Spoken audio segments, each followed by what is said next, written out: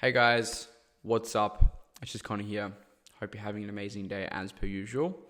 In today's video, we're going to be talking about the one skill that if you do not have it could be potentially losing you six figures to multiple six figures a year. Right? If you want to look at the micro level, four figures, multiple four figures, multiple five figures, or even five figures every single month that you do not have this skill and you do not execute on it correctly. And I don't think this is talked about nearly as enough in the industry as it should be because, again, lack of experience. Talk about this all the time, guys. Marketers versus sales guys. Do you want to work with somebody who has been in the trenches and has been doing this for years and actually continues to do this to this very day and also teaches it? Or someone that's been doing this for a month, couple months, 6 months to a year at maximum, at best, right? This is the clear difference. So, that stuff aside, let's talk about the one skill that you came here to learn and become aware of as to why it's so important. That skill that I'm talking about is a word you've probably never even heard, which is called screening skills, right? Screening skills. Screening is basically the ability to go ahead and vet opportunities and offers. I can't stress enough to you how important this skill is in the whole trifecta of everything. We have sales skills, we have networking skills, we have interviewing skills, but screening is basically the ability to, again, vet opportunities that are going to make you money and monies that won't, the opportunities that won't, right? A lot of people come into this industry head first. They take the first offer that they see. It's either working with an agency that's doing 15 to 20, maybe 50K a month if we're lucky, and they want you to do a bunch of cold prospecting, cold calling, prospecting with your Facebook account, Instagram account. Maybe you even fall into the trap of getting into network marketing and MLM marketing, right, without even realizing it. Okay, if you don't know what that means, it's basically pyramid scheme. And a ton of other shitty offers out there that, again, aren't going to enable you to hit your goals. Really important thing to understand, guys. Just simply do the math. If the company isn't at a level where they're bringing enough revenue to the commission that they can pay you as of current, and there's not a sales rep that's making the money that you want to make on the offer, you're taking a educated or almost typically uneducated risk on the business that they're going to get to the point where they need to be so that you can earn the commissions that you want. Let me give an example of what I mean by that. If a company's doing 50K a month and they're claiming they're going to be able to make you 10K a month as on-target earnings, well, that makes absolutely zero sense because if only the founder's selling and you're taking all of the sales calls across the board, what that basically means is there is not enough revenue to simply even pay you that amount. So they're telling you inflated numbers that basically draw you in and they sell you as they should be, but they generally, a lot of the time, most business owners in the coaching education space try to sell you and oversell you and overhype you into their company and their offer because they're just trying to sell you, right? That's what they're doing as a leader, as a fan of the company. But more oftentimes they do this too much. And a lot of the times, case and scenario, you get in the business, it's not working as you had hoped it to be. And again, you get stuck in that broke closer cycle that I talk about so often, right? If you're not sure about that, go watch my YouTube video that I made a couple months ago somewhere on the channel explaining that concept in depth after this video if you need some clarity around that. But long story short, screening as a skill is your inability or your ability to ask the right questions to find out whether or not the on-target earnings that is advertised is actually matching up to what they are talking about and the actual real raw numbers of the business. Now, without understanding the questions, without understanding what to look for, without the experience, it's usually going to prevent you being unsuccessful with this. And that's why having a mentor is so important that is skilled and is experienced. Trust me, I've had my fair share of bad offers, and this just comes with experience. A lot of the times with the guys inside the RSA, they have the ability to do what we call an offer check, and they can message me directly with the numbers they have on hand, with the questions that I've given them, and then I can help them give context on whether or not that opportunity is worth it or it isn't. A lot of the times, again, people come in this industry can be really easily naive and work on offers that, again, may not be an MLM, but they may be a complete scam because they don't know the actual variables they need to look for. They don't know the signs, they don't know the red flags, they don't know the green flags. And this simply just comes with experience, guys, right? You either figure it out on your own or you get a mentor like myself that can help you actually vet these opportunities a lot quicker so you don't waste weeks, months, and years of your time working on the wrong offer and the wrong opportunity, okay? I'm going to give you a couple examples of different questions that you can be asking on your interviews, pre-interview and post-interview, and on the interview to get a better understanding. Before I even go through those questions, first of all, you need to understand what you're actually looking for in an offer, right? To understand the parameters of the questions that you should be asking, you need to first understand, okay, what's the money that I want to make? What is required for the business to get me to this certain point, right? Is there a certain industry that I work in? Is there certain marketing that I have a preference with? Is there a flexible schedule? Is there a fixed schedule, right? Do I want to work full-time, part-time? Is there progression in the offer? You need to first become clear on what you actually want first, and then you can utilize some of these types of questions to actually, again, put yourself in the position where you can vet these opportunities correctly. But there's a couple buckets of questions I want to share with you. So there's soft questions, there's operations questions, there's statistics questions pre-interview, there's statistics questions on the interview, there's scalability and future questions, there's negotiable questions, right? So there's more than a few categories and buckets of each individual set of questions you can ask. But soft questions are more of what's their main offer, right? What's the longest standing team member? Who's the best performer?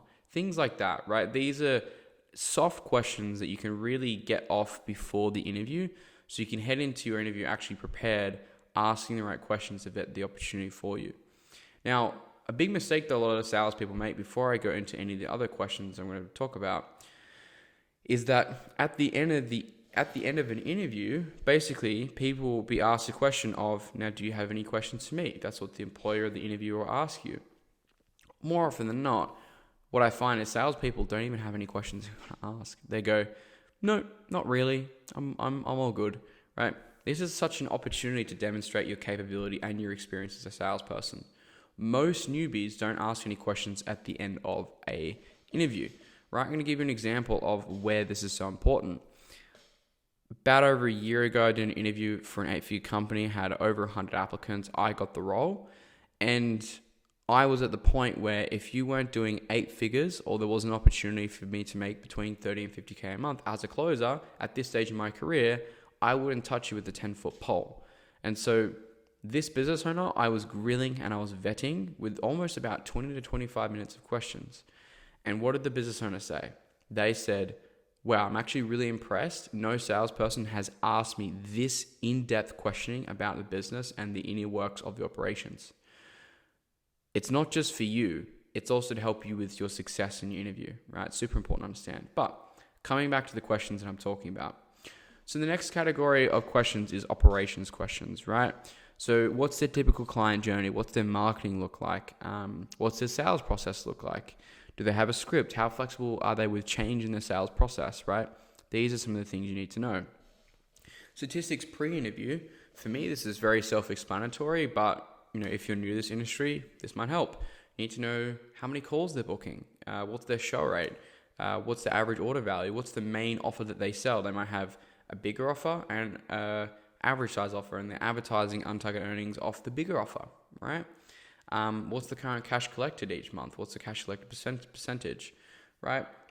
We can start to really put a few of these numbers together and actually vet these opportunities to find out whether or not their on-target earnings actually matches up to what they said in the advertisement or the job post, right? Statistics questions, right?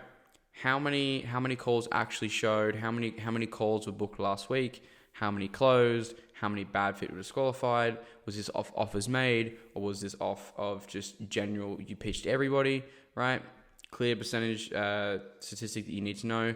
Some offers and some companies have a difference between offers made and just not made. So people, instead of disqualifying people, they just say, hey, I'm not going to make an offer to this person, right? Which I think is a pretty bullshit statistic anyway. But these are some of the things you need to know. Like what's the percentage of split pays, right? How do you guys, scalability and future questions, right? Are you replacing team members or adding more, right? What does your marketing capability look like? How many marketing channels are you on? Like, if your ads are taken down tomorrow, like what's going to happen next, right? What do we do from there? Where do you want to scale the business, right? These are really, really important questions to be asking. And of course, there's the negotiables, right? So there's a few things that are negotiable within any business, like non-competes and a few other things.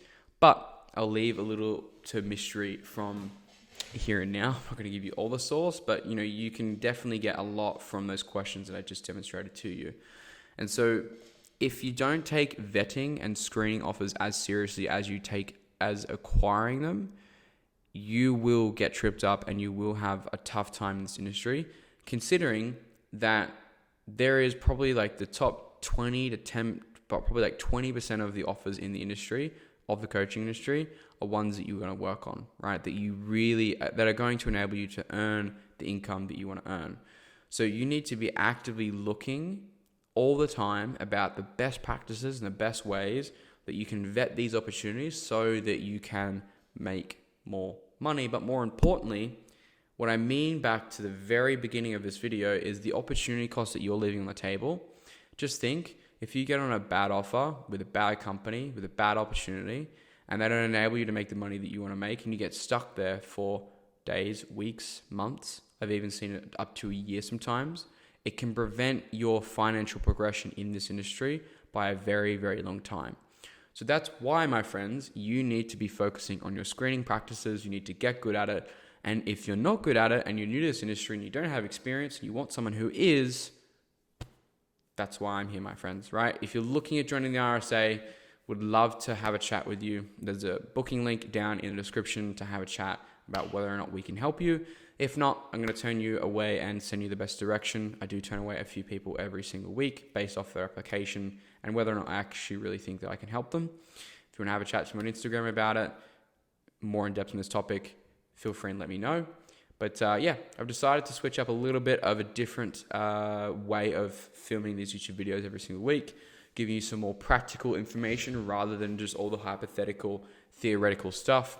So let me know if you're enjoying the new typical style of content, the whiteboard videos and things like that. Let me know what you'd like to see from me, and I will absolutely make it, right? I've only got my humble amount of 780 subscribers at this point in filming this video. So again, hopefully you found this video valuable. Hopefully you learned something. And more importantly, the specific thing that you learned is that you need to vet opportunities, right? Don't expect the opportunities to just come to you willy-nilly and just be ready to be worked on, right? I have my students that literally have 3, 4 multi-7-figure businesses at times who they vet the opportunities, not the other way around. They accept offers, not the other way around. And if you're watching this, you're beginning to this industry, you're getting in, you're probably even dreaming of speaking to even a 7-figure business or a multi-7-figure business. Because again, you guys know the drill. The approach that you're using with DMs is probably not working, right? So don't reinvent the wheel. Do what's working. Look at my page. There's a bunch of content here that will help you out. But hopefully you enjoyed today's video. Hopefully you got some insights. And I will go ahead and see you in the next one.